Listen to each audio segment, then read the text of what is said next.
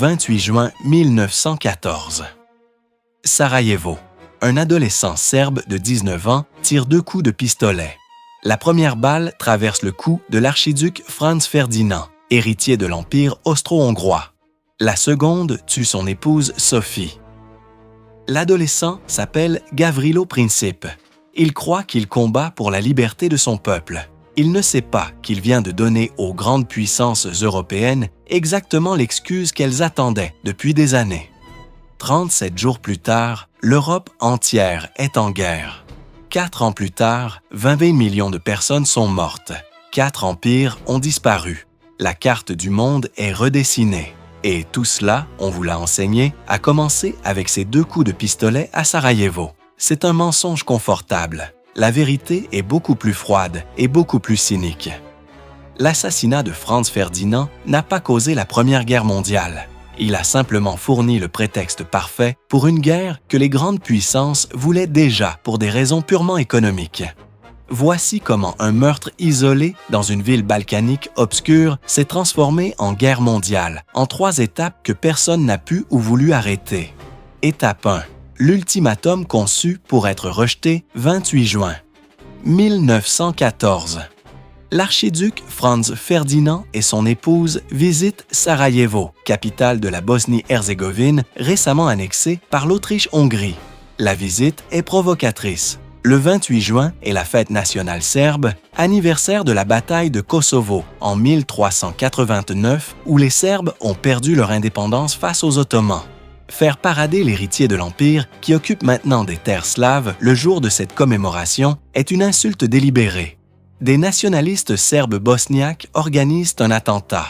6 jeunes hommes armés de pistolets et de bombes se positionnent le long du parcours du cortège.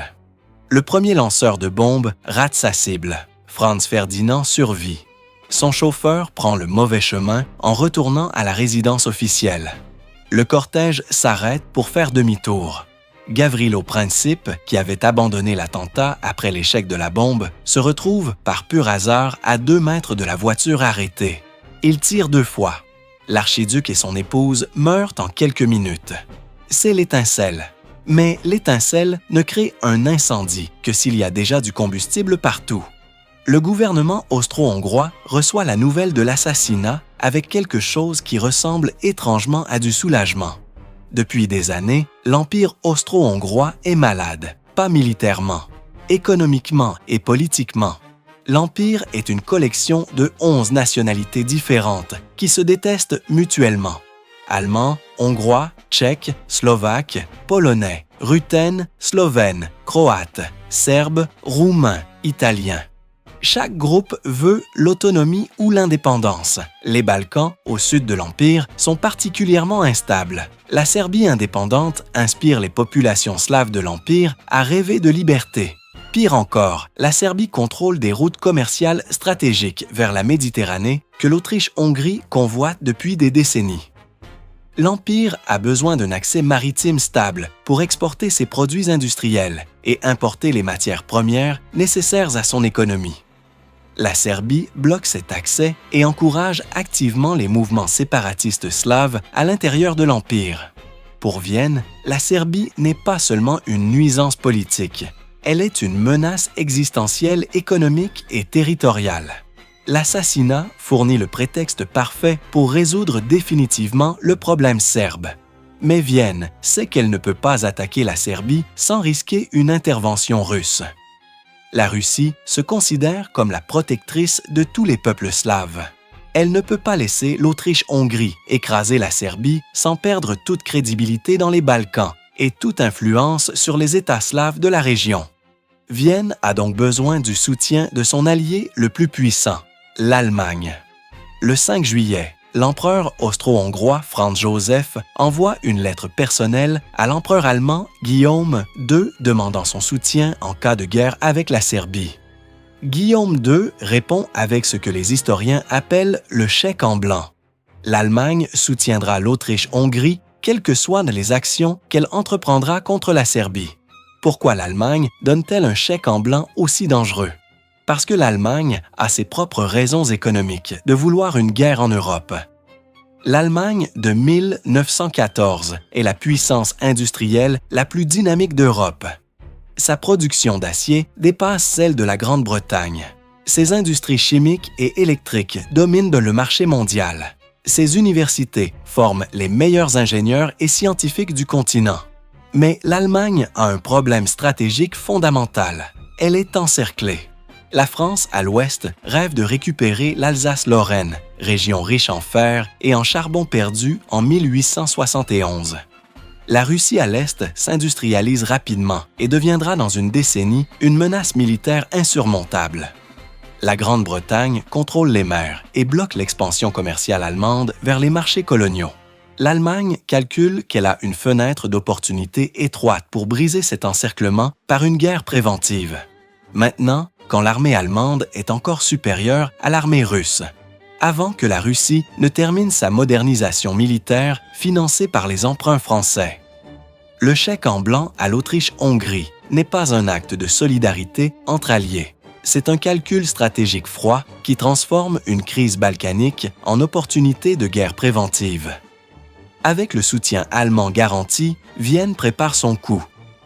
Le 23 juillet, l'Autriche-Hongrie envoie un ultimatum à la Serbie. 10 exigences. Certaines sont raisonnables, d'autres sont délibérément conçues pour être inacceptables pour tout gouvernement souverain. La Serbie doit interdire toute propagande anti-autrichienne. Raisonnable. La Serbie doit dissoudre toutes les organisations nationalistes. Discutable, mais acceptable. Mais la demande numéro 6 franchit la ligne rouge.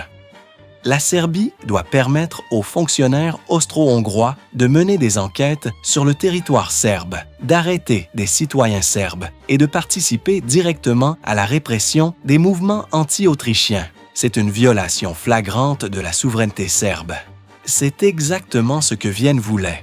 Un ultimatum qu'aucun gouvernement ne peut accepter sans se détruire politiquement. La Serbie a 48 heures pour répondre. Le piège est tendu. Le gouvernement serbe panique. Il accepte 9 des 10 exigences. Il propose de soumettre la 10e à l'arbitrage international. C'est une capitulation presque totale qui devrait satisfaire n'importe quelle puissance cherchant réellement la justice pour un meurtre. Mais l'Autriche-Hongrie ne cherche pas la justice. Elle cherche la guerre. Le 28 juillet, exactement un mois après l'assassinat, l'Autriche-Hongrie déclare la guerre à la Serbie, en déclarant que la réponse serbe est insuffisante. Les historiens qui examinent les documents autrichiens de l'époque trouvent des notes révélatrices. Les décideurs autrichiens savaient que la Serbie accepterait probablement la plupart des demandes. Ils ont délibérément formulé l'ultimatum pour être partiellement inacceptable. L'objectif n'était pas d'obtenir satisfaction. L'objectif était d'obtenir un prétexte de guerre pour écraser la Serbie, sécuriser les routes commerciales balkaniques et éliminer la menace slave une fois pour toutes. L'assassinat de Franz Ferdinand était une tragédie, mais l'ultimatum autrichien était un piège délibéré. La première étape vers la guerre mondiale est franchie non par les balles de Gavrilo Princip, mais par les diplomates de Vienne, qui transforment un meurtre en excuse pour une guerre planifiée. Étape 2. Les alliances transforment une guerre locale en guerre mondiale. 28 juillet 1914. L'Autriche-Hongrie déclare la guerre à la Serbie. Si l'histoire s'était arrêtée là, ce serait une guerre locale limitée entre un empire et un petit État balkanique. Une guerre que l'Autriche-Hongrie gagnerait probablement en quelques mois. Mais l'histoire ne s'arrête jamais là. Parce que l'Europe de 1914 est un réseau complexe d'alliances militaires, de traités de défense et d'intérêts économiques concurrents qui transforment chaque conflit local en conflit continental. Les alliances sont censées maintenir la paix par la dissuasion. En réalité, elles garantissent que toute guerre locale devient automatiquement une guerre générale. 30 juillet 1914.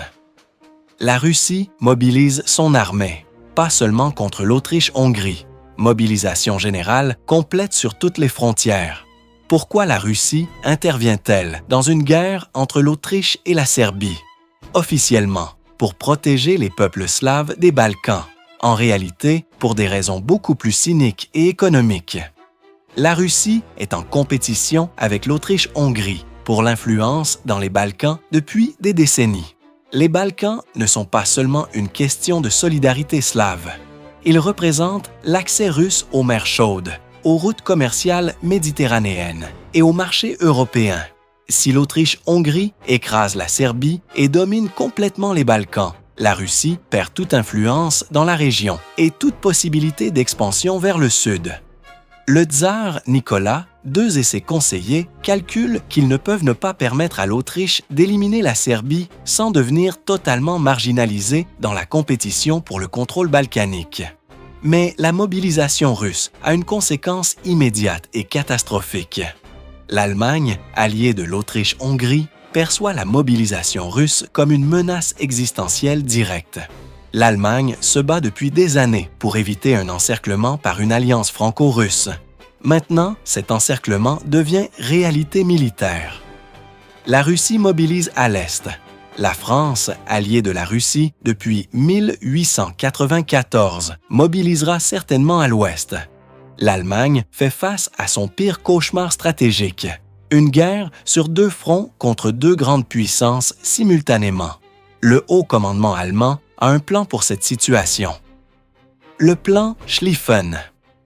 Développé depuis des années, basé sur une logique militaire implacable, l'Allemagne ne peut pas gagner une guerre longue sur deux fronts. Sa seule chance est une guerre courte où elle écrase rapidement la France avant que la Russie lente et bureaucratique ne termine sa mobilisation. Le plan exige de frapper la France immédiatement, de l'envahir par la Belgique neutre pour contourner les fortifications françaises à la frontière directe et d'atteindre Paris en 6 semaines.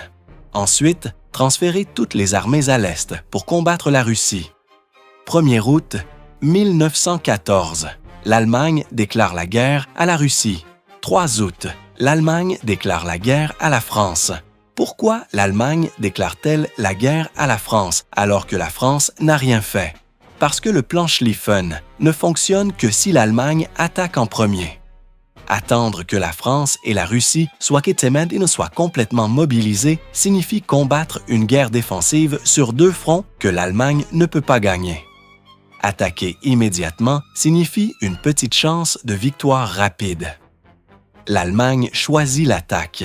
Les considérations économiques renforcent cette logique militaire. L'Allemagne dépend des importations de matières premières pour son industrie. Une guerre longue signifie un blocus naval britannique qui étrangle l'économie allemande. Une guerre courte et victorieuse signifie l'accès aux ressources françaises, au charbonnage belge et la fin de l'encerclement économique. L'Allemagne parie tout sur une guerre rapide, mais cette décision active immédiatement le dernier joueur majeur. La Grande-Bretagne. 4 août 1914, l'Allemagne envahit la Belgique pour atteindre la France. La Belgique est officiellement neutre, sa neutralité garantie par un traité international signé par toutes les grandes puissances incluant l'Allemagne. La violation de la neutralité belge donne à la Grande-Bretagne le prétexte moral parfait pour entrer en guerre. Le gouvernement britannique déclare qu'il ne peut pas tolérer qu'un agresseur viole les traités internationaux et menace la sécurité des petites nations. Les discours parlementaires à Londres parlent d'honneur, de devoir moral, de protection des faibles. C'est du théâtre politique pour consommation publique. La vraie raison de l'intervention britannique est beaucoup plus froide et calculée. La Grande-Bretagne est la puissance dominante mondiale de 1914. Son empire couvre un quart de la planète. Sa marine contrôle tous les océans, mais son économie fait face à une menace sérieuse. L'Allemagne. En 30 ans, l'Allemagne est passée d'une puissance industrielle secondaire à un concurrent direct de la Grande-Bretagne. L'acier allemand est moins cher que l'acier britannique. Les produits chimiques allemands dominent les marchés mondiaux. Les industries électriques allemandes exportent partout. La Grande-Bretagne perd progressivement sa suprématie industrielle. Si l'Allemagne gagne cette guerre et domine le continent européen, elle deviendra la puissance économique dominante mondiale et la Grande-Bretagne sera reléguée au second rang. La neutralité belge violée fournit le prétexte moral que le gouvernement britannique cherchait pour une guerre qu'il voulait déjà pour des raisons économiques. 4 août. 1914, la Grande-Bretagne déclare la guerre à l'Allemagne. Une guerre qui aurait pu rester limitée aux Balkans est maintenant une guerre mondiale impliquant toutes les grandes puissances européennes. 37 jours se sont écoulés entre l'assassinat de Sarajevo et l'entrée britannique qui complète l'escalade. Chaque décision, à chaque étape, était rationnelle du point de vue national étroit de chaque puissance. L'Autriche voulait sécuriser ses frontières balkaniques. La Russie voulait maintenir son influence slave. L'Allemagne voulait briser l'encerclement. La France voulait récupérer l'Alsace-Lorraine et ses richesses minérales. La Grande-Bretagne voulait éliminer la menace économique allemande. Chaque décision nationale rationnelle s'additionnait à un résultat collectif catastrophique. Une guerre que personne ne voulait vraiment sous cette forme, mais que tout le monde a contribué à créer. Les alliances n'ont pas empêché la guerre. Elles ont garanti qu'une guerre locale deviendrait mondiale. La deuxième étape transforme l'assassinat d'un archiduc en guerre continentale. Mais pourquoi cette escalade devient-elle irréversible? Pourquoi les diplomates ne peuvent-ils pas arrêter la machine une fois qu'elle commence à tourner? La réponse se trouve dans la troisième et dernière étape. Les horaires de train. Étape 3. Les mobilisations rendent la guerre inévitable. Les manuels d'histoire parlent souvent de la Première Guerre mondiale comme d'une guerre causée par des erreurs diplomatiques, des malentendus et des décisions irrationnelles prises sous pression. C'est vrai. Mais il y a une dimension beaucoup plus mécanique et terrifiante de cette escalade. Une fois que les grandes puissances normosens commencent à mobiliser leurs armées en juillet et août 1914, la guerre devient techniquement inévitable. Pas parce que les dirigeants le veulent, mais parce que les plans militaires basés sur des horaires de chemin de fer ne peuvent pas être arrêtés une fois qu'ils sont lancés. Cette réalité choquante révèle quelque chose de profondément perturbant sur la façon dont les empires industriels du 20e siècle ont perdu le contrôle de leur propre destin. La mobilisation militaire en 1914 n'est pas un processus simple où des soldats mettent leurs uniformes et se rassemblent dans des casernes. C'est une opération logistique d'une complexité inimaginable, impliquant des millions d'hommes, des centaines de milliers de chevaux, des dizaines de milliers de wagons de chemin de fer transportant des soldats, des armes, des munitions, de la nourriture, des uniformes et tout le matériel nécessaire à une armée moderne. Chaque grande puissance européenne a passé des décennies à préparer des plans de mobilisation détaillés minute par minute. Ces plans spécifient exactement quel régiment monte dans quel train, à quelle heure, sur quelle ligne ferroviaire, vers quelle destination. Des milliers de trains se déplacent simultanément à travers le pays selon un horaire précis, calculé pour éviter les collisions et maximiser la vitesse de déploiement. Changer un seul élément de ce plan signifie reprogrammer des milliers de mouvements de trains. C'est techniquement impossible dans les délais disponibles. Le plan de mobilisation allemand est particulièrement rigide et dangereux. Le plan Schlieffen exige que l'Allemagne attaque la France immédiatement après la mobilisation commence. Il n'y a pas de plan de mobilisation défensive. Il n'y a pas de plan de mobilisation partielle seulement contre la Russie. Il y a un seul plan, mobilisation générale, complète suivie immédiatement d'une invasion de la France à travers la Belgique. Quand l'Allemagne commence à mobiliser le 1er août 1914, elle déclenche automatiquement une séquence d'événements qui ne peut pas être arrêtée. Les trains commencent à rouler vers la frontière belge. Les troupes commencent à se concentrer. Les généraux suivent l'horaire prévu depuis des années. L'empereur Guillaume II a un moment de panique le 1er août quand il reçoit un télégramme suggérant que peut-être la France restera neutre si l'Allemagne attaque seulement la Russie. Il demande à son chef d'état-major, Helmut von Moltke, s'il est possible de mobiliser uniquement contre la Russie et pas contre la France. Moltke répond avec une franchise brutale. Impossible. Le plan de mobilisation allemand ne peut pas être changé. Toute tentative de le modifier créerait un chaos total sur les lignes ferroviaires et laisserait l'Allemagne sans défense pendant des semaines. La même rigidité mécanique affecte toutes les grandes puissances. La Russie commence une mobilisation partielle contre l'Autriche seulement le 29 juillet. Mais ses généraux expliquent aux tsars que la mobilisation partielle est militairement dangereuse.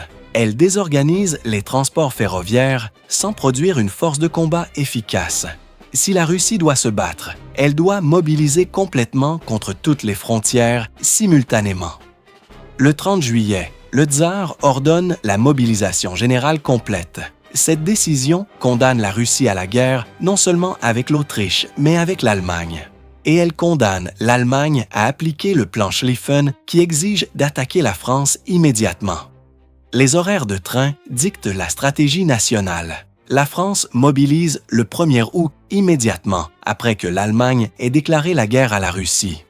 Le gouvernement français sait que la mobilisation signifie probablement la guerre.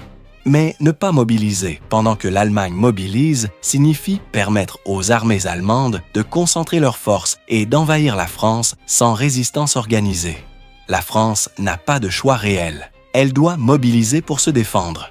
Mais mobiliser est interprété par l'Allemagne comme une préparation à attaquer l'Allemagne, ce qui justifie l'invasion allemande préventive de la France via la Belgique. Chaque puissance mobilise pour se défendre. Chaque mobilisation est interprétée par les autres comme une préparation d'attaque. Chaque interprétation justifie une contre-mobilisation encore plus agressive. Le système d'alliance transforme une crise locale en crise continentale. Les plans de mobilisation transforment la crise continentale en guerre automatique et inévitable. Les diplomates essaient désespérément de trouver une solution pendant ces jours critiques. Le ministre britannique des Affaires étrangères, Edward Grey, propose une conférence internationale pour résoudre la crise pacifiquement. L'Allemagne refuse. Pourquoi? Parce qu'une conférence prendrait des jours ou des semaines. Pendant ce temps, la Russie et la France termineraient leur mobilisation. L'avantage allemand de la rapidité disparaîtrait. Le plan Schlieffen ne fonctionnerait plus. L'Allemagne serait forcée de combattre une longue guerre défensive qu'elle ne peut pas gagner. Du point de vue allemand, chaque jour de négociation est un jour perdu qui réduit les chances allemandes de victoire rapide. L'horloge militaire bat plus vite que l'horloge diplomatique, les généraux contrôlant le calendrier, pas les diplomates. 4 en 1914. Les troupes allemandes franchissent la frontière belge. La Grande-Bretagne déclare la guerre à l'Allemagne. L'Europe entière est maintenant en guerre. 6 grandes puissances, des dizaines de millions de soldats mobilisés, 37 jours après 2 coups de pistolet à Sarajevo. L'assassinat de Franz Ferdinand n'a pas causé cette guerre. Il a simplement fourni le prétexte final pour une guerre que les grandes puissances voulaient pour des raisons économiques et stratégiques. L'Autriche voulait dominer les Balkans.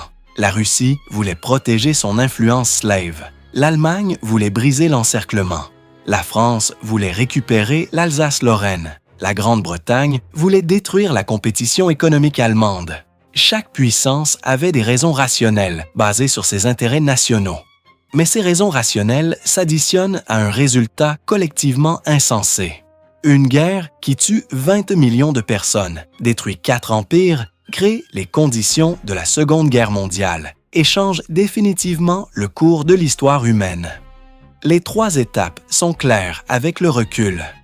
Étape 1. L'Autriche transforme un assassinat en ultimatum conçu pour être rejeté. Étape 2. Les alliances transforment une guerre locale en guerre continentale. Étape 3. Les mobilisations militaires basées sur des horaires de train rendent la guerre techniquement irréversible. Gavrilo Princip a tiré 2 balles, mais les empires européens ont construit la machine qui a transformé ces 2 balles en 20 millions de morts. L'assassinat était l'étincelle, mais le combustible était déjà là. Des décennies de compétition économique, de rivalité impériale, d'alliances rigides et de plans militaires inflexibles. Quand l'étincelle a touché le combustible, personne n'a pu éteindre l'incendie. Et le monde a brûlé pendant 4 ans.